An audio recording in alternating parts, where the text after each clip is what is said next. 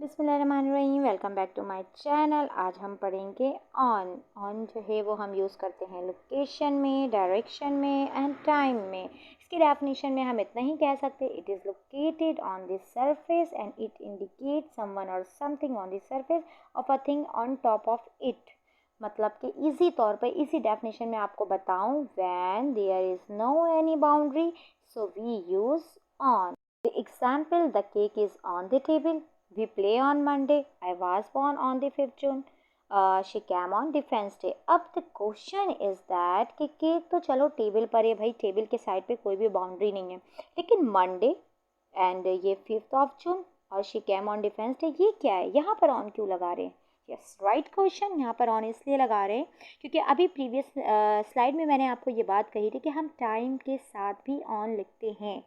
So we use on because Monday Tuesday Wednesday Thursday Friday Saturday Sunday, ठीक है, ये week days में आता है तो इसमें हम ऑन लगाएंगे। 5th 6th 7th 8th month में जितने भी डेज़ हमारे आते हैं, जो डेट है होती है हमारी 1 से लेकर 31 तक, उस डेट के साथ भी हम ऑन ही लिखते हैं। और हमारा कोई भी फेस्टिवल आ जाइए तो मैंने चलो डिफेंस डे लिखा, इसके अलावा हमारे फेस्टिवल भी तो ईद उल फितर, ईद उल अज़हा, उनके साथ भी जो है हम हमेशा ऑन ही लिखते हैं। जैसे the book is on the table, he sits on the chair, she is eating on the floor, my dog often lies on the grass, I see a bird on the roof, a dog bit her on the leg, he lives on the street, oil will float on water। अब देखें इस diagram में आपको शायद ऐसा लग रहा होगा कि ये जो वाटर है ये पानी के साथ डिज़ोल्व है, बट ऐसा नहीं है। ये जो ऑयल है ये पानी के ऊपर बह रहा है, ठीक है। That's why I use oil will float on water, क्योंकि ये जो है पानी के ऊपर है, राइट, ये पानी में डिज़ोल्व नहीं है। और यहाँ पर मैंने आपको 2 पिक्चर्स दी हैं। नंबर 1 पर आप देख सकते हैं बुक्स और पेंसिल होल्डर वगैरह है, और सेकंड में कुछ पर्सन और कुछ थिंग्स है। तो ये आपका असाइनमेंट है, आप जो है कुछ वर्क, ये सेंटेंसेस बनाएं, कुछ वर्क करें घर पर, और ये इसमें सारे सेंटेंसेस जो हैं वो आप ऑन पर बनाएंगे और बनाकर मुझे लाजमी शेयर करें। तो ऑन तो हम पढ़ चुके हैं, अब हम आते हैं ऑन टू की तरफ। Where do we use on to? चूँकि मैंने आपको बता दिया है कि ऑन जो है वो सरफेस ऑफ अ थिंग के लिए हम यूज़ करते हैं, बट टू का इस्तेमाल कहाँ करते हैं? सो टू का इस्तेमाल हम करते हैं a movement in a particular direction.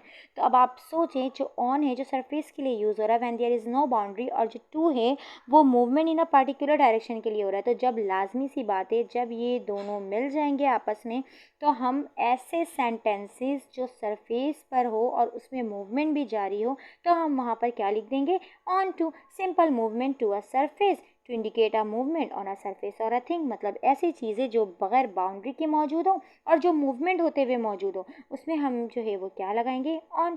Now look at that picture, the cat jumped on to the sofa. अब देखें, ये जो कैट है ये ऑलरेडी सोफ़े पर मौजूद नहीं है, ये एक अलग जगह से जंप करते हुए यहाँ पर आ रही है, और इस सोफ़े में कोई भी बाउंड्री नहीं है, ठीक है। ये सोफ़े की सतह पर, सरफेस पर आकर जंप कर कर आ रही है। That's why we use on to.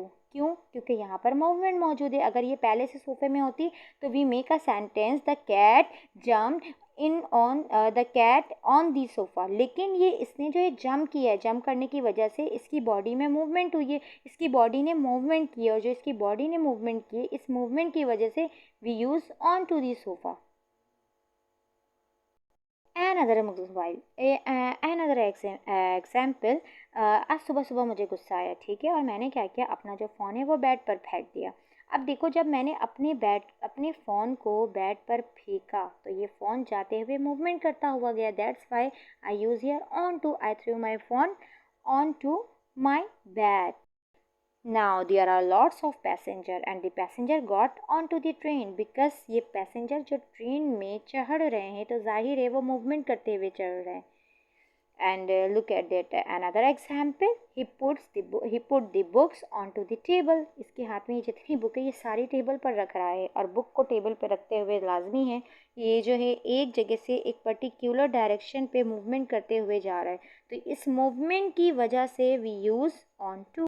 I hope आपको समझ में आया होगा ऑन और ऑन टू में डिफरेंस। और सिंपल एक बार और मैं आपको रिवाइज करवा देती हूँ। When there is no any boundary we use on, और when there is no any boundary, और उस बाउंड्री में वो चीज़, वो थिंग या वो समवन और समथिंग वो जो है मूवमेंट करते हुए पहुँचे, तो फिर हम यूज़ करते हैं ऑन। अब देखें यहाँ पे ज़रूरी नहीं है कि ये सिर्फ चीज़ ही हो, अगर समवन भी, कोई पर्सन भी अगर यहाँ पे मूव करता हुआ आएगा तो भी हम ऑन टू करेंगे। जैसे वो कैट, जैसे हमने उस डायग्राम में देखा था कि हमारा कैट जो है, वो कैट जो जंप करते हुए सोफे पे जा रही थी, तो इसलिए हमने ऑन टू यूज़ किया। तो ये हमेशा याद रखिएगा कि अगर कहीं पर भी सरफेस पे कोई भी चीज़ मूव करते हुए दूसरी जगह पहुँचे तो हम वहाँ पर ईज़िली यूज़ कर देंगे क्या, ऑन टू।